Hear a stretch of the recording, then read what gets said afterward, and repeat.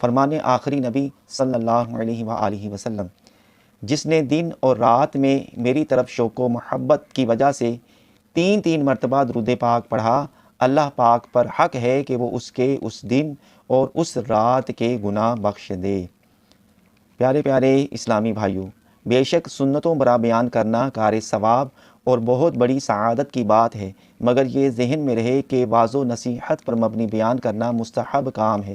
اگر نہیں کیا تو کچھ گناہ نہیں، مگر کسی کو گناہ کرتے دیکھا اور گمان غالب ہے کہ اس کو بتائے گا تو باس آ جائے گا، تو کئی گھنٹوں کے بیان کے مقابلے میں اس کو گناہ سے منع کرنے میں زیادہ ثواب ہے، کیونکہ اب اس کو منع کرنا فرض ہے اور منع نہ کرنے والا گناہ گار اور عذاب نار کا حقدار ہے۔ چنانچہ دعوت اسلامی کے مکتبۃ المدینہ کی 1197 صفحات کی کتاب بہار شریعت جلد 3 صفحہ 615 پر حضرت علامہ مولانا مفتی محمد امجد علی اعظمی رحمۃ اللہ تعالیٰ علیہ فرماتے ہیں، اگر غالب گمان یہ ہے کہ ان برائی کرنے والوں سے کہے گا تو وہ اس کی بات مان لیں گے اور بری بات سے باز آ جائیں گے، تو امر بالمعروف یعنی اچھائی کا حکم کرنا واجب ہے۔ اس یعنی کسی کو برائی کرتا دیکھنے والے کو برائی سے منع کرنے سے باز رہنا جائز نہیں۔ جو نیکی کی دعوت کی دھومیں مچائے، میں دیتا ہوں اس کو دعائے مدینہ۔ صلو علی الحبیب صلی اللہ علی محمد صلی اللہ علیہ وآلہ وسلم۔ دعوت اسلامی کے مکتبۃ المدینہ کی 308 صفحات کی کتاب اسلامی بہنوں کی نماز صفحہ 12 پر ہے، حضرت علامہ عبدالوہاب شعرانی رحمۃ اللہ تعالیٰ علیہ فرماتے ہیں، ایک مرتبہ امام اعظم ابو حنیفہ رحمۃ اللہ تعالیٰ علیہ جامع مسجد کوفہ کے وضو خانے میں تشریف لے گئے تو ایک نوجوان کو وضو بناتے ہوئے دیکھا۔ اس سے وضو میں استعمال شدہ پانی کے قطرے ٹپک رہے تھے۔ آپ رحمۃ اللہ تعالیٰ علیہ نے ارشاد فرمایا، اے بیٹے، ماں باپ کی نافرمانی سے توبہ کر لے۔ اس نے فوراً عرض کی، میں نے توبہ کی۔ ایک اور شخص کے وضو میں استعمال ہونے والے پانی کے قطرے ٹپکتے دیکھے تو آپ رحمۃ اللہ تعالیٰ علیہ نے اس شخص سے ارشاد فرمایا، اے میرے بھائی، تو زنا سے توبہ کر لے۔ اس نے عرض کی، میں نے توبہ کی۔ ایک اور شخص کے وضو کے قطرات ٹپکتے دیکھے تو اسے فرمایا، شراب نوشی اور گانے باجے سننے سے توبہ کر لے۔ اس نے عرض کی، میں نے توبہ کی۔ امام اعظم ابو حنیفہ رحمۃ اللہ تعالیٰ علیہ پر کشف کے باعث چونکہ لوگوں کے عیوب ظاہر ہو جاتے تھے، لہٰذا آپ رحمۃ اللہ تعالیٰ علیہ نے بارگاہ خداوندی میں اس کشف کے ختم ہو جانے کی دعا مانگی۔ اللہ پاک نے دعا قبول فرما لی، جس سے آپ رحمۃ اللہ تعالیٰ علیہ کو وضو کرنے والوں کے گناہ جھڑتے نظر آنا بند ہو گئے۔ پیارے پیارے اسلامی بھائیوں، دیکھا آپ نے، کروڑوں حنفیوں کے پیشوا امام اعظم حضرت امام ابو حنیفہ نعمان بن ثابت رحمۃ اللہ تعالیٰ علیہ کی چشم ولایت لوگوں کی وضو کے ذریعے جھڑنے والی معصیت یعنی نافرمانیاں دیکھ لیتے تھے۔ بے شک یہ آپ رحمۃ اللہ تعالیٰ علیہ کی عظیم کرامت تھی، تاہم آپ رحمۃ اللہ تعالیٰ علیہ کو لوگوں کے عیوب پر مطلع ہونا گوارا نہ تھا اور دعا کے ذریعے اپنا یہ کشف ختم کروا دیا۔ یہاں وہ لوگ عبرت حاصل کریں جو امام اعظم رحمۃ اللہ تعالیٰ علیہ کی محبت کا دم تو بھرتے ہیں، مگر زبردستی آڑے ترچھے سوالات کر کے لوگوں کے عیبوں کی ٹٹول میں بھی رہتے ہیں۔ یاد رکھیے، بلا مصلحت شرعی ارادتاً کسی مسلمان کا عیب معلوم کرنا گناہوں حرام اور جہنم میں لے جانے والا کام ہے۔ دعوت اسلامی کے مکتبۃ المدینہ کے ترجمے والے پاکیزہ قرآن کنز الایمان ما خزائن العرفان صفحہ 950 پر پارہ 26 سورۃ الحجرات آیت نمبر 12 میں ہے، وَلَا تَجَسَّسُوا، ترجمہ کنز الایمان، اور عیب نہ ڈھونڈو، اور اگر اس عیب کو دوسرے پر اس طرح ظاہر کیا کہ اس کو پتہ ہو کہ یہ فلاں کا عیب ہے تو یہ ایک اور گناہ ہوا، اور اگر وہ عیب کسی عالم دین کا تھا اور اس کو ظاہر کیا تو گناہ میں اور بھی بڑھوتری ہو گئی۔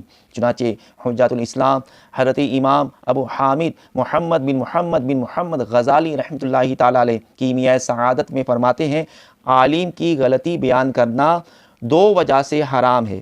ایک تو اس لیے کہ یہ غیبت ہے، دوسرے اس لیے کہ لوگوں میں جرأت پیدا ہوگی اور وہ اسے دلیل بنا کر اس کی پیروی کریں گے، یعنی بے باکی کے ساتھ اسی طرح کی غلطیاں کریں گے، اور شیطان بھی اس غلطیوں میں پیروی کرنے والے کی مدد کے لیے اٹھ کھڑا ہوگا اور گناہوں پر دلیر بنانے کے لیے اس سے کہے گا کہ تو بھی یوں اور یوں کر، کہ فلاں عالم سے بڑھ کر پرہیزگار تو نہیں ہے۔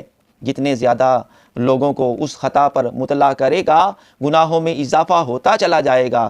مسلمانوں کو چاہیے کہ اول تو لوگوں کے عیوب جاننے سے بچے، اگر کوئی بتانے لگے تب بھی سننے سے خود کو بچائے۔ بالفرض کسی طرح کسی کا عیب نظر آ گیا یا معلوم ہو گیا ہو تو اس کو دبا دے، بلا مصلحت شرعی ہرگز کسی پر ظاہر نہ کرے۔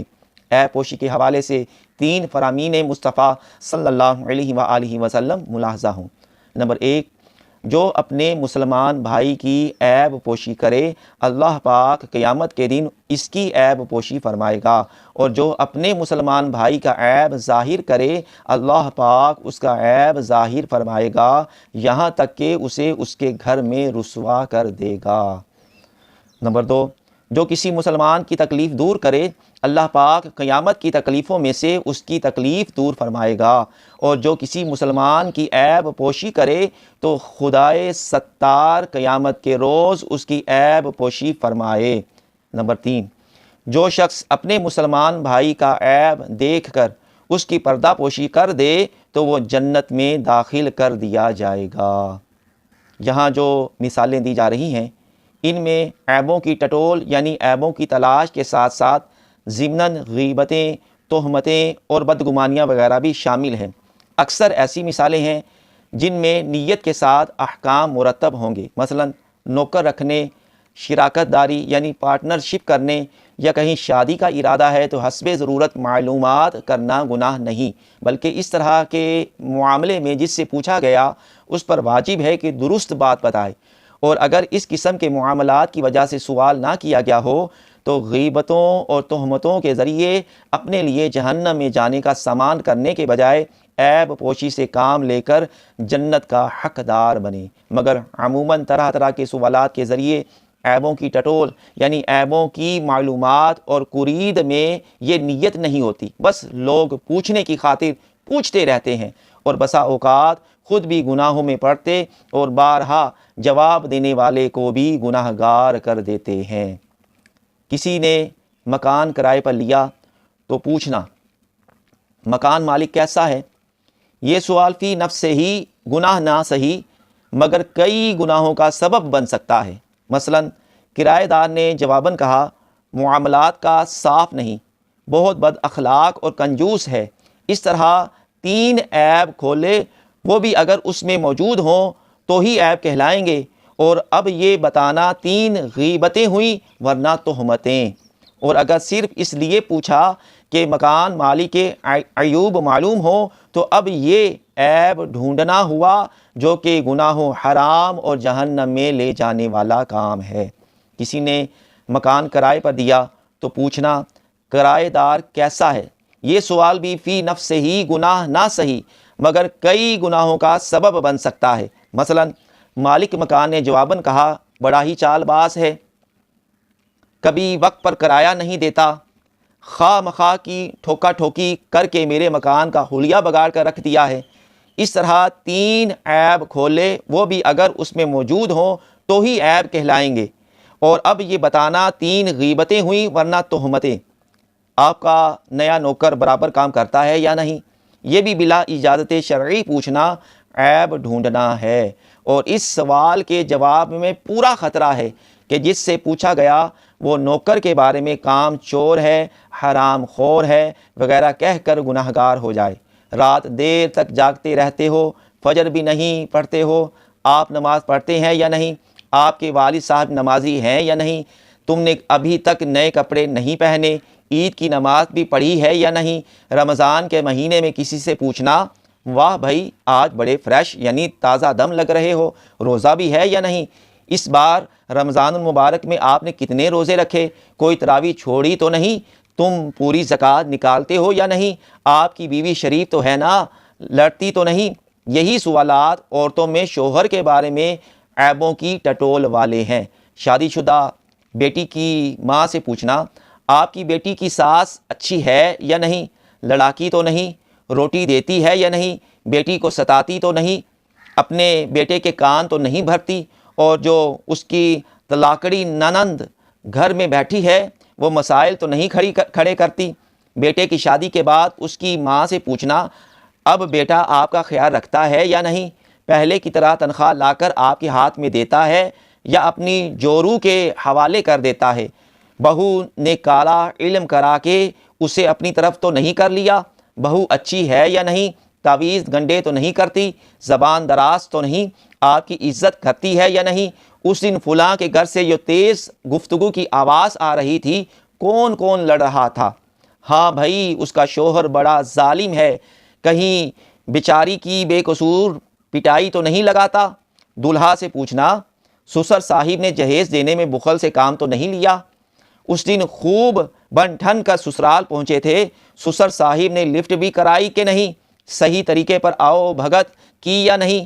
شادی شدہ اسلامی بھائی سے سوال کرنا آپ کے بچوں کی امی 5 وقت کی نمازی ہے یا نہیں، آپ کے بھائیوں سے پردہ کرتی ہے یا نہیں، بے پردہ تو نہیں گھومتی، آپ کا باس یعنی سیٹھ صحیح آدمی ہے یا نہیں، کنجوسی تو نہیں کرتا، بد اخلاق تو نہیں، ملازموں کو گالیاں تو نہیں نکالتا۔ طلباء سے بلا اجازت پوچھنا آپ کے فلاں استاد صاحب کیسا پڑھاتے ہیں، ان کا پڑھانا کچھ سمجھ میں بھی آتا ہے یا نہیں۔ کسی کا مہمان بننے والے سے پوچھنا ہاں بھائی ان کی میزبانی کا لطف آ رہا ہے یا نہیں، انہیں مہمان نواز پایا یا نہیں، دعوت اسلامی کے فلاں حلقے کی مشاورت کا نیا نگران آپ کو کیسا لگا، اسلامی بھائیوں کو جھاڑتا تو نہیں۔ نگران سے پوچھنا فلاں مبلغ آپ کی اطاعت کرتا ہے یا اپنی چلاتا ہے، فلاں کو تنظیمی ذمہ داری سے ہٹا دیا، کیا اس کا کردار کمزور تھا، فلاں مدرس یا ناظم کو فارغ کر دیا، اس نے کیا گڑبڑ کی تھی۔ کسی مبلغ سے پوچھنا سچ سچ بتائیے گا کہ آپ نے آج کا بیان اپنی واہ واہ کروانے کے لیے کیا یا رضائے الہی کی خاطر۔ کسی محفل نعت میں غیر حاضر رہنے والے نعت خواں سے پوچھنا فلاں جگہ تم نعت خوانی میں اس لیے نہیں آئے تھے نا کہ یہاں کچھ ملے گا نہیں، آپ صرف مدنی چینل ہی دیکھتے ہیں یا دوسرے چینلز پر گناہوں بھرے پروگرام بھی دیکھ لیتے ہیں، فلمیں ڈرامے تو نہیں دیکھتے، فلاں افسر نے آپ کا کام فری یعنی مفت میں ہی کیا ہے یا پیسے تو نہیں مانگے، فلاں کی گاڑی سے ٹکرا کر آپ زخمی ہوئے، قصور آپ کا تھا یا اس کا، فلاں ڈاکٹر نے صحیح طرح چیک بھی کیا یا مفت میں فیس وصول کر لی۔ طلاق دینے والے دوست سے پوچھنا یار تم نے اسے کیوں طلاق دے دی، اس سوال پر عموماً ٹھیک ٹھاک گناہوں کا دروازہ کھلتا ہے۔ خواہ مخواہ پوچھنا وہ دکاندار کیسا ہے، ٹھگ تو نہیں، لوٹتا تو نہیں، بہت مہنگا مال تو نہیں بیچتا، وہ دیکھنے میں تو بڑا شریف لگتا ہے، آپ کو معلوم ہوگا کہیں پھڈے باز تو نہیں، آپ کا نیا پڑوسی کیسا ہے، بچ کر رہنا مجھے تو صحیح آدمی نہیں لگتا، کسی کی خامیاں دیکھیں نہ میری آنکھیں اور سنے نہ کان میں عیبوں کا تذکرہ یا رب، صلو علی الحبیب صلی اللہ علی محمد صلی اللہ علیہ وآلہ وسلم۔ پیارے پیارے اسلامی بھائیوں، فضول سوالوں اور لوگوں کے عیبوں کی ٹٹول اور معلومات کی منحوس عادات نکالنے، کوئی کسی کے عیب بیان کرنے لگے تو اس کو حکمت عملی سے ٹالنے اور ممکنہ صورت میں اس کے عیب کھولنے کی بڑی بری خصلت مٹانے کا جذبہ پانے، غیبتوں، چغلیوں اور بدگمانیوں سے بچنے اور بچانے وغیرہ کی کڑہن پانے کے لیے عاشقان رسول کی دینی تحریک دعوت اسلامی کے دینی ماحول سے ہر دم وابستہ رہیے، اپنے ایمان کی حفاظت کے لیے کرتے رہیے، نمازوں کی پابندی جاری رکھیے، سنتوں پر عمل کرتے رہیے، نیک اعمال کے مطابق زندگی گزاریے اور اس پر استقامت پانے کے لیے ہر روز جائزہ کر کے نیک اعمال کا رسالہ پر کرتے رہیے، اور ہر ماہ کی پہلی تاریخ کے اندر اپنے یہاں کے دعوت اسلامی کے ذمہ دار کو جمع کروا دیجئے اور اپنے اس مدنی مقصد کہ مجھے اپنی اور ساری دنیا کے لوگوں کی اصلاح کی کوشش کرنی ہے کہ حصول کی خاطر پابندی سے کم از کم ہر ماہ 3 دن کے سنتیں سیکھنے سکھانے کے مدنی قافلے میں عاشقان رسول کے ہمراہ سنتوں برا سفر کیجیے۔ آئیے آپ کی ترغیب و تحریص کے لیے آپ کو ایک مدنی بہار سناؤں۔ چنانچہ کراچی کے ایک اسلامی بھائی کا کچھ اس طرح بیان ہے، نیک صحبت سے دوری کے سبب وہ گانے باجے سننے اور فلمیں ڈرامے دیکھنے جیسے گناہوں میں ڈوبے ہوئے تھے۔ ان کی زندگی کے شب و روز نافرمانیوں میں گزر رہے تھے۔ ان کی بہتری کا سبب یہ بنا کہ ایک روز اپنے علاقے کے ایک مبلغ دعوت اسلامی عاشقان رسول سے میری ملاقات ہو گئی۔ سلام و مصافحہ یعنی ہاتھ ملانے کے بعد انتہائی احسن یعنی عمدہ انداز میں انہوں نے اپنا تعارف پیش کر کے مجھ سے میرا نام وغیرہ دریافت کیا اور اپنے مدنی مقصد مجھے اپنی اور ساری دنیا کے لوگوں کی اصلاح کی کوشش کرنی ہے کے تحت انفرادی کوشش کرتے ہوئے نیکیوں کی رغبت اور گناہوں سے نفرت کا ذہن دینا شروع کیا، اور اس ضمن میں مبلغین دعوت اسلامی کے سنت و برے بیانات کی برکت سے رونما ہونے والی حیرت انگیز مدنی بہاریں بطور ترغیب سنائیں۔ ان کی شیریں مقالی یعنی میٹھی میٹھی باتوں نے میرے دل کی دنیا ہی بدل ڈالی، اور میں دعوت اسلامی کے مشکبار دینی ماحول سے زندگی بھر کے لیے وابستہ ہو گیا۔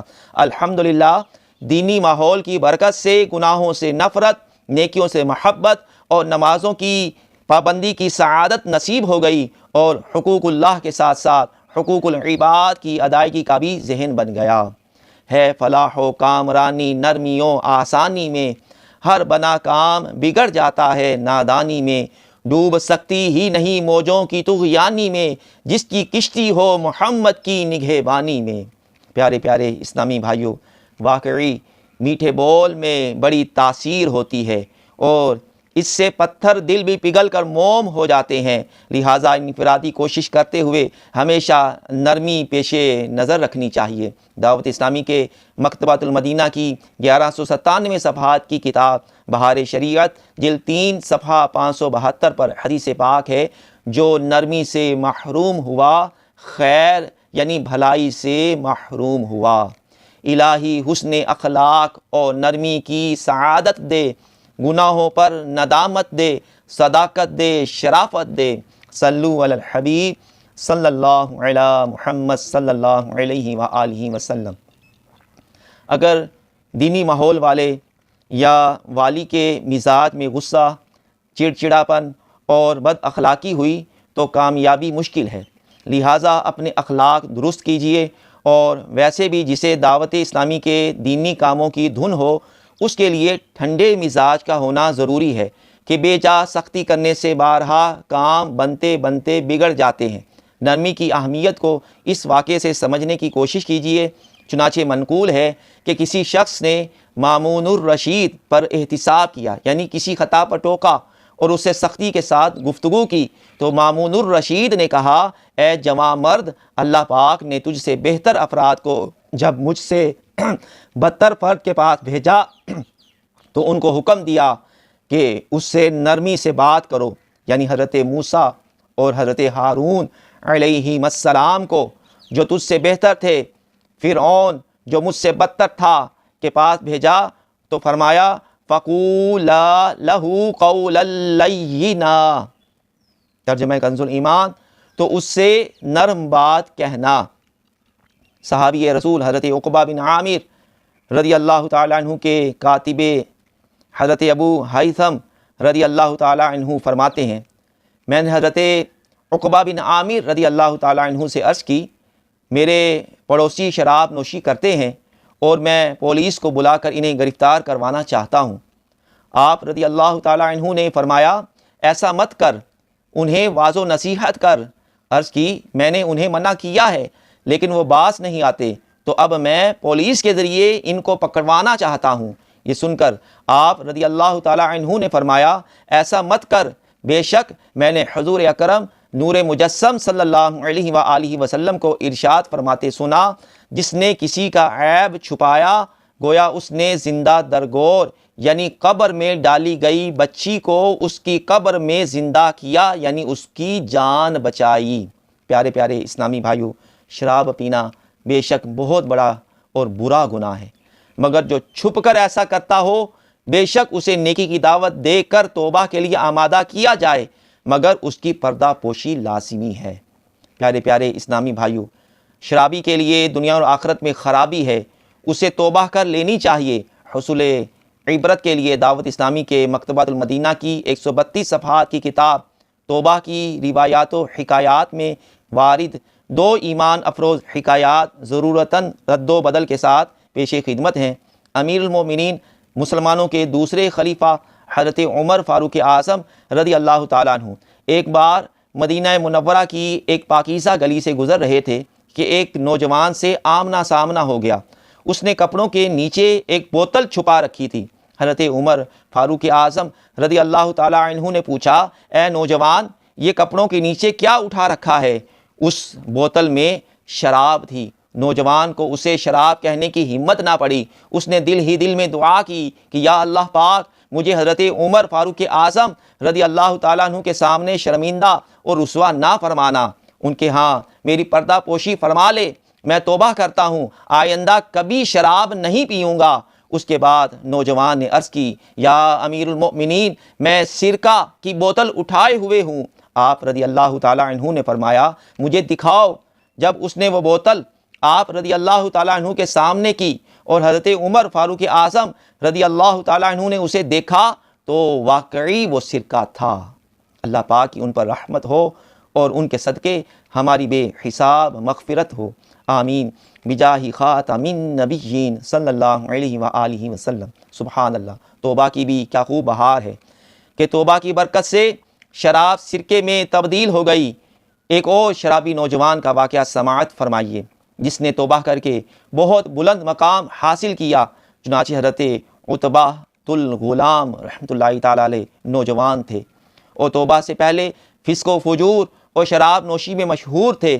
ایک دن حضرت حسن بصری رحمۃ اللہ تعالیٰ علیہ کی مجلس میں آئے۔ حضرت حسن بصری رحمۃ اللہ تعالیٰ علیہ نے اس آیت مبارکہ کی تفسیر بیان کرتے ہوئے فرمایا، پارہ 27 سورہ حدید آیت نمبر 16، ترجمہ کنز الایمان، کیا ایمان والوں کو ابھی وہ وقت نہ آیا کہ ان کے دل جھک جائیں اللہ کی یاد کے لیے؟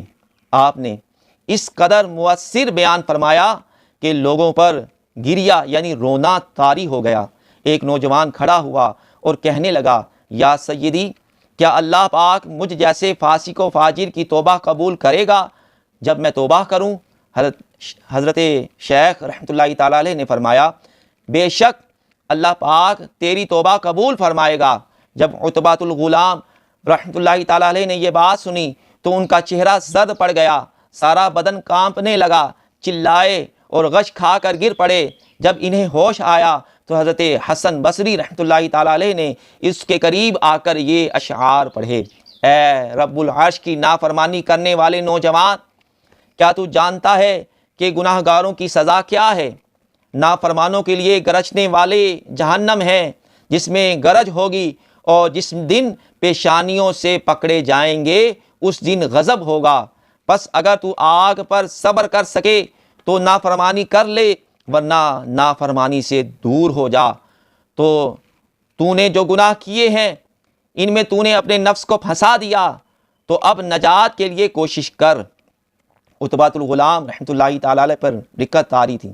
جب افاقہ ہوا تو کہنے لگے کہ اے شیخ، کیا مجھ جیسے کمینے کی توبہ بھی رب رحیم قبول فرمائے گا؟ شیخ رحمۃ اللہ تعالیٰ علیہ نے فرمایا، کیوں نہیں، اللہ پاک اپنے گناہ گار بندے کی توبہ اور معافی قبول فرماتا ہے۔ حضرت عتبہ الغلام رحمۃ اللہ تعالیٰ علیہ نے 3 دعائیں کی، اے میرے اللہ، اگر تو نے میری توبہ قبول کر لی اور میرے گناہ معاف فرما دیے ہیں تو مجھے ایسی فہم یعنی سمجھداری اور یاداشت عنایت کر کہ علوم دین اور قرآن کریم سے جو سنوں حفظ یعنی یاد ہو جائے۔ اے اللہ پاک، مجھے پرسوز آواز کے اعزاز سے نواز کہ اگر کوئی پتھر دل بھی میری قرات سنے تو اس کا دل نرم ہو جائے۔ اے اللہ پاک، رزق حلال عطا فرما اور وہاں سے روزی دے کہ جس کا مجھے گمان بھی نہ ہو۔ اللہ پاک نے ان کی تمام دعائیں قبول فرمائیں۔ ان کا حافظہ خوب مضبوط ہو گیا۔ جب وہ قرآن کریم کی تلاوت کرتے تو ان کی تلاوت سن کر گناہ گار تائب ہو جاتے۔ ان کے گھر میں روزانہ سالن کا 1 پیالہ اور 2 روٹیاں رکھی ہوتیں اور پتہ نہیں چلتا تھا کہ کون رکھ جاتا ہے۔ اسی حالات میں ان کا انتقال ہو گیا۔ اللہ پاک کی ان پر رحمت ہو اور ان کے صدقے ہماری بے حساب مغفرت ہو، آمین بجاہ خاتم النبیین صلی اللہ علیہ وآلہ وسلم۔ ہمارے بزرگان دین رحمۃ اللہ تعالی علیہم اپنے ملنے جلنے والوں کی اصلاح کے لیے کوشاں رہا کرتے تھے، چنانچہ دعوت اسلامی کے مکتبۃ المدینہ کی 561 صفحات کی کتاب ملفوظات اعلیٰ حضرت صفحہ 309 پر دیے ہوئے مضمون کا خلاصہ ہے، عصر کی نماز کے بعد بڑا ہی پرکیف سما تھا، دور و نزدیک سے آئے ہوئے لوگ مجدد دین و ملت اعلیٰ حضرت رحمۃ اللہ تعالی علیہ کی بارگاہ میں حاضر ہو کر ایک سچے عاشق رسول کی زیارت و ملاقات سے اپنے دلوں کو منور کر رہے تھے۔ اتنے میں ایک صاحب طلائی یعنی سونے کی انگوٹھی پہنے ہوئے حاضر ہوئے تو اعلیٰ حضرت رحمۃ اللہ تعالی علیہ نے نہی عن المنکر یعنی برائی سے روکنے کا فریضہ انجام دیتے ہوئے کچھ یوں ارشاد فرمایا، مرد کو سونا پہننا حرام ہے، صرف ایک نگ کی چاندی کی انگوٹھی جو 4.5 ماشے یعنی 4 گرام 374 ملی گرام سے کم کی ہو اس کی اجازت ہے۔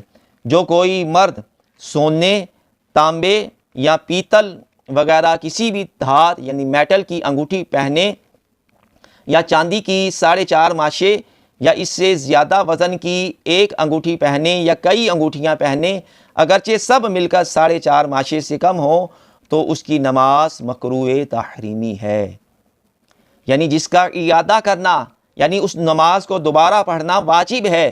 فقہائے کرام رحمۃ اللہ تعالی علیہم اجمعین فرماتے ہیں، جس چیز کا بندوں کو حکم ہے اس کی بجا لانے میں کوئی خرابی پیدا ہو جائے تو اس خرابی کو دور کرنے کے لیے وہ عمل دوبارہ بجا لانا اعادہ کہلاتا ہے۔ اللہ پاک کی اعلیٰ حضرت پر رحمت ہو اور ان کے صدقے ہماری بے حساب مغفرت ہو، آمین بجاہ خاتم النبیین صلی اللہ علیہ وآلہ وسلم۔ کاش ہم سب غلامان اعلیٰ حضرت بھی نیکی کی دعوت دینے اور لوگوں کو گناہوں سے باز رکھنے کے معاملے میں چاق و چوبند رہا کریں۔ یہ یاد رکھیے کہ اگر کسی شخص نے ناجائز انگوٹھی یا دھات کا چھلا یا گلے میں کسی بھی دھات کی زنجیر پہنی ہو اور دیکھنے والے کو ظن غالب ہو کہ منع کرے گا تو یہ مان لے گا تو اس پر منع کرنا واجب ہے، منع نہیں کرے گا تو گناہگار ہوگا۔ دعوت اسلامی کے مکتبۃ المدینہ کی 1197 صفحات کی کتاب بہار شریعت جلد 3 صفحہ 424 سے پہلے 2 احادیث مبارکہ ملاحظہ ہوں۔ اس کے بعد انگوٹھی کے متعلق نیکی کی دعوت کے کچھ مدنی پھول قبول فرما لیجیے۔ صحیح مسلم میں عبداللہ بن مسلم صحیح مسلم میں عبداللہ بن عباس رضی اللہ تعالی عنہما سے روایت ہے کہ رسول اللہ صلی اللہ علیہ وآلہ وسلم نے ایک شخص کے ہاتھ میں سونے کی انگوٹھی دیکھی تو اس کو اتار کر پھینک دیا اور یہ فرمایا کہ کیا کوئی اپنے ہاتھ میں انگارہ رکھتا ہے؟ جب حضور صلی اللہ علیہ وآلہ وسلم تشریف لے گئے تو کسی نے ان سے کہا اپنی انگوٹھی اٹھا لو اور پہننے کے بجائے کسی اور کام میں لانا۔ انہوں نے کہا خدا کی قسم میں اسے کبھی نہ لوں گا، جبکہ رسول اللہ صلی اللہ علیہ وآلہ وسلم نے اسے پھینک دیا۔ ترمذی و ابو داود و نسائی نے بریدہ رضی اللہ تعالی عنہ سے روایت کی کہ ایک شخص پیتل کی انگوٹھی پہنے ہوئے تھے۔ حضور صلی اللہ علیہ وآلہ وسلم نے فرمایا کیا بات ہے کہ تم سے بت کی بو آتی ہے؟ انہوں نے وہ انگوٹھی پھینک دی، پھر لوہے کی انگوٹھی پہن کر آئے، فرمایا کیا بات ہے کہ تم جہنمیوں کا زیور پہنے ہوئے ہو؟ اسے بھی پھینکا اور عرض کی یا رسول اللہ صلی اللہ علیہ وآلہ وسلم کس چیز کی انگوٹھی بناؤں؟ فرمایا چاندی کی بناؤ اور ایک مثقال پورا نہ کرو، یعنی 4.5 ماشے سے کم کی ہو۔ مرد کو سونے کی انگوٹھی پہننا حرام ہے۔ سلطان دو جہان رحمت عالمیان صلی اللہ علیہ وآلہ وسلم نے سونے کی انگوٹھی پہننے سے منع فرمایا۔ نابالغ لڑکے کو سونے چاندی کا زیور پہنانا حرام ہے اور جس نے پہنایا وہ گناہگار ہوگا۔ اسی طرح بچوں کے ہاتھ پاؤں میں بلا ضرورت مہندی لگانا ناجائز ہے عورت خود اپنے ہاتھ پاؤں میں لگا سکتی ہے مگر لڑکے کو لگائے گی تو گنہگار ہوگی۔ بچیوں کے ہاتھ پاؤں میں مہندی لگانے میں حرج نہیں۔ لوہے کی انگوٹھی جہنمیوں کا زیور ہے۔ مرد کے لیے وہی انگوٹھی جائز ہے جو مردوں کی انگوٹھی کی طرح ہو، یعنی صرف ایک نگینے کی ہو، اور اگر اس میں ایک سے زیادہ یا کئی نگینے ہوں تو اگرچہ وہ چاندی ہی کی ہو، مرد کے لیے جائز نہیں۔ بغیر نگینے کی انگوٹھی پہننا ناجائز ہے کہ یہ انگوٹھی نہیں چھلا ہے۔ حروف مقطعات کی انگوٹھی پہننا جائز ہے، مگر حروف مقطعات والی انگوٹھی بغیر وضو پہننا اور چھونا یا مصافحے کے وقت ہاتھ ملانے والے کا اس انگوٹھی کو بے وضو چھو جانا جائز نہیں۔ اسی طرح مردوں کے لیے ایک سے زیادہ جائز والی انگوٹھی پہننا یا ایک سے زیادہ چھلے پہننا بھی ناجائز ہے کہ یہ چھلا انگوٹھی نہیں۔ عورتیں چھلے پہن سکتی ہیں۔ چاندی کی ایک انگوٹھی ایک نگ یعنی نگینے کے وزن میں 4.5 ماشے یعنی 4 گرام 374 ملی گرام سے کم ہو پہننا جائز ہے، اگرچہ بے حاجت مہر یعنی مگر اس کا ترک یعنی جس کو اسٹامپ کی ضرورت نہ ہو اس کے لیے جائز انگوٹھی بھی نہ پہننا افضل ہے، اور جن کو انگوٹھی سے اسٹامپ لگانی ہو اس کے لیے مہر کی غرض سے پہننے میں خالی جواز یعنی صرف جائز ہی نہیں بلکہ سنت ہے۔ ہاں، تکبر یا زنانہ پن کا سنگھار یعنی لیڈیز اسٹائل کی ٹیپ ٹاپ اور کوئی غرض مسموم یعنی قابل مذمت مقصد نیت میں ہو تو ایک انگوٹھی ہی کیا، اس نیت سے تو اچھے کپڑے پہننے بھی جائز نہیں۔ عیدین میں انگوٹھی پہننا مستحب ہے، مگر مرد وہی جائز والی انگوٹھی پہنے۔ انگوٹھی انہی کے لیے سنت ہے جن کو مہر کرنے یعنی اسٹیمپ لگانے کی حاجت ہوتی ہے، جیسے سلطان و قاضی اور علماء جو فتوے پر انگوٹھی سے مہر کرتے یعنی اسٹیمپ لگاتے ہیں۔ ان کے علاوہ دوسروں کے لیے جن کو مہر کرنے کی حاجت نہ ہو سنت نہیں البتہ پہننا جائز ہے۔ فی زمانہ انگوٹھی سے مہر کرنے کا عرف یعنی معمول و رواج نہیں رہا، بلکہ اس کام کے لیے اسٹامپ بنوائی جاتی ہے، لہٰذا جن کو مہر نہ لگانی ہو ان قاضی وغیرہ کے لیے بھی انگوٹھی پہننا سنت نہ رہا۔ مرد کو چاہیے کہ انگوٹھی کا نگینہ ہتھیلی کی جانب اور عورت کو چاہیے کہ نگینہ ہاتھ کی پشت یعنی ہاتھ کی پیٹھ کی طرف رکھے۔ چاندی کا چھلا خاص لباس زنانہ یعنی عورتوں کا پہناوا ہے، مردوں کو مکروہ تحریمی ناجائز و گناہ ہے۔ عورت سونے چاندی کی جتنی چاہے انگوٹھیاں اور چھلے پہن سکتی ہے، اس میں وزن اور نگینے کی تعداد کی کوئی قید نہیں۔ لوہے کی انگوٹھی پر چاندی کا خول چڑھا دیا کہ لوہا بالکل نہ دکھائی دیتا ہو، اس انگوٹھی کے پہننے کی مرد و عورت کسی کو بھی ممانعت نہیں۔ دونوں میں سے کسی بھی ایک ہاتھ میں انگوٹھی پہن سکتے ہیں، اور چنگلیاں یعنی سب سے چھوٹی انگلی میں پہنی جائے۔ منت کا یدم کیا ہوا دھات کا کڑا بھی مرد کو پہننا ناجائز و گناہ ہے۔ اسی طرح مدینہ منورہ یا اجمیر شریف کے چاندی یا کسی بھی دھات کے چھلے اور اسٹیل کی انگوٹھی بھی جائز نہیں۔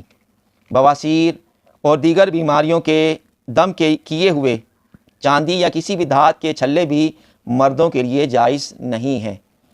اگر کسی اسلامی بھائی نے دھات کا کڑا یا دھات کا چھلا، ناجائز انگوٹھی یا دھات کی زنجیر پہنی ہے تو شرعاً لازم ہے کہ ابھی اتار کر توبہ کر لیجئے اور آئندہ نہ پہننے کا عہد کیجئے، نیز کسی اور اسلامی بھائی کو بھی پہننے کے لیے مت دیجئے۔ کر لے توبہ، رب کی رحمت ہے بری، قبر میں ورنہ سزا ہوگی کڑی۔ صلو علی الحبیب صلی اللہ علی محمد صلی اللہ علیہ وآلہ وسلم۔ ناجائز انگوٹھیوں وغیرہ سے بچانے کا جذبہ پانے، گناہوں کی عادتوں سے پیچھا چھڑانے، نیک بنانے اور خوب نیکی کی دعوت کی دھومیں مچانے کا شوق بڑھانے کے لیے عاشقان رسول کی دینی تحریک دعوت اسلامی کے دینی ماحول سے ہر دم وابستہ رہیے، اپنے ایمان کی حفاظت کے لیے کرتے رہیے، نمازوں کی پابندی جاری رکھیے، سنتوں پر عمل کرتے رہیے، نیک اعمال کے مطابق زندگی گزاریے اور اس پر استقامت پانے کے لیے ہر روز جائزہ کر کے نیک اعمال کا رسالہ پر کرتے رہیے، اور ہر ماہ کی پہلی تاریخ کے اندر اپنے یہاں کے دعوت اسلامی کے ذمہ دار کو جمع کروا دیجئے، اور اپنے اس مدنی مقصد کہ مجھے اپنی اور ساری دنیا کے لوگوں کی اصلاح کی کوشش کرنی ہے کہ حصول کی خاطر پابندی سے ہر ماہ کم از کم 3 دن کے لیے سنتیں سیکھنے سکھانے کی تربیت کے مدنی قافلے میں عاشقان رسول کے ہمراہ سنتوں بھرا سفر کیجیے۔ آئیے آپ کی ترغیب و تحریض کے لیے آپ کو ایک مدنی بہار سناؤں۔ چنانچہ پنڈی کھیپ پنجاب پاکستان کے ایک اسلامی بھائی کے بیان کا لب لباب ہے۔ دعوت اسلامی کے دینی ماحول سے وابستہ ہونے سے قبل معاذ اللہ میں نمازوں سے کوسوں دور گناہوں کے سمندر میں ڈوبا ہوا تھا، اور بڑے جوش و خروش سے گھر میں ٹی وی پر فلمیں ڈرامے دیکھنے، گانے باجے سننے میں اپنا وقت برباد کرتا تھا۔ راہ توبہ پر میرے سفر کا آغاز کچھ اس طرح ہوا کہ رمضان مبارک 1429 ہجری بمطابق 2008 عیسوی کے ایک دن کیبل پر مختلف چینل دیکھتے ہوئے میری نظر مدنی چینل پر پڑ گئی۔ میں نے دیکھا تو دیکھتا رہ گیا۔ مدنی چینل مجھے بہت اچھا لگا اور بس میں نے مدنی چینل دیکھنے کا معمول بنا لیا۔ مدنی چینل کی برکت سے الحمدللہ میں آہستہ آہستہ دینی ماحول کے قریب ہونے لگا۔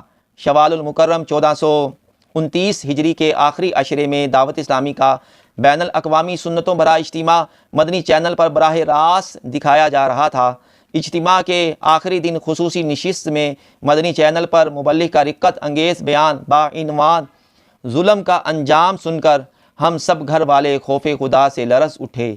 سب نے گھبرا کر اسی وقت اپنے گناہوں سے توبہ کی، اور الحمدللہ سب کے سب حضور غوث اعظم رحمۃ اللہ تعالی علیہ کے سلسلے میں مرید ہو کر قادری رضوی بن گئے۔ اللہ پاک کی رحمت سے ہمارے خاندان میں دینی انقلاب برپا ہو گیا، اور ہمارے رشتہ دار بھی انفرادی کوشش کی برکت سے دینی ماحول سے وابستہ ہو کر غوث پاک رحمۃ اللہ تعالی علیہ کے سلسلے میں مرید ہو گئے۔ تادم تحریر میں نے علم دین کے مدنی پھول سمیٹنے کی خاطر دعوت اسلامی کے تحت چلنے والے جامعۃ المدینہ میں درس نظامی کے لیے داخلہ بھی لے لیا ہے۔ اے گناہوں کے مریضوں، چاہتے ہو گھر شفا، آن کرتے ہی رہو تم مدنی چینل کو صدا۔ اس میں عصیاں سے حفاظت کا بہت سامان ہے، انشاءاللہ خلد میں بھی داخلہ آسان ہے۔ مدنی چینل میں نبی کی سنتوں کی دھوم ہے، اس لیے شیطان لعین رنجور ہے، مغمور ہے۔ صلو علی الحبیب صلی اللہ علی محمد صلی اللہ علیہ وآلہ وسلم۔ پیارے پیارے اسلامی بھائیوں، سنتوں بھرا بیان ظلم کا انجام، جسے سن کر سارا گھرانہ گناہوں سے تائب ہو گیا، اسے آپ بھی کم از کم ایک بار ضرور سن لیجئے۔ یہ بیان دعوت اسلامی کی ویب سائٹ www.dawatislami.net پر بھی سن سکتے ہیں۔ بیان کا رسالہ ظلم کا انجام بھی مکتبۃ المدینہ سے حاصل کر کے پڑھیے، بلکہ زیادہ تعداد میں ہدیۃً اپنے مرحوم عزیزوں کے ایصال ثواب کے لیے تقسیم فرمائیے۔ اس مدنی بہار سے معلوم ہوا کہ جو کام ایک مبلغ نہیں کر پاتا، الحمدللہ وہ کام مدنی چینل کر دکھاتا ہے۔ یعنی گناہوں کی دلدل میں دھنسے ہوئے معاشرے کے وہ افراد جو نہ مسجد کا رخ کرتے ہیں، نہ کبھی سنتوں بھرے اجتماع میں شریک ہوتے ہیں، نہ ہی علماء کرام اور اللہ پاک کے نیک بندوں اور بارش و با امامہ عاشقان رسول سے ملنے جلنے کی طرف رغبت رکھتے ہیں، مدنی چینل ایسوں کے گھروں میں داخل ہو کر انہیں ان کی زندگی کا حقیقی مقصد سمجھاتا، سعادت مندوں کو اللہ پاک کے حضور جھکاتا اور عشق رسول صلی اللہ علیہ وآلہ وسلم کے جام پلاتا ہے۔ بے شک ہم دنیا میں بیکار، یعنی صرف دنیا کی لذتیں پانے اور یہاں کی آسائشوں سے لطف اٹھانے کے لیے نہیں آئے، ہمیں یہاں عبادت کے لیے بھیجا گیا ہے۔ پھر وقت مقررہ پر ہمارے لاکھ نہ چاہنے کے باوجود موت ہمیں آ لے گی، اور اندھیری قبر میں تنے تنہا اتار دیا جائے گا۔ نہ جانے کتنے ہزار سال قبر میں گزار کر پھر حشر میں اٹھنا اور بروز قیامت حساب کتاب کا سامنا ہوگا۔ صلو علی الحبیب صلی اللہ علی محمد صلی اللہ علیہ وآلہ وسلم۔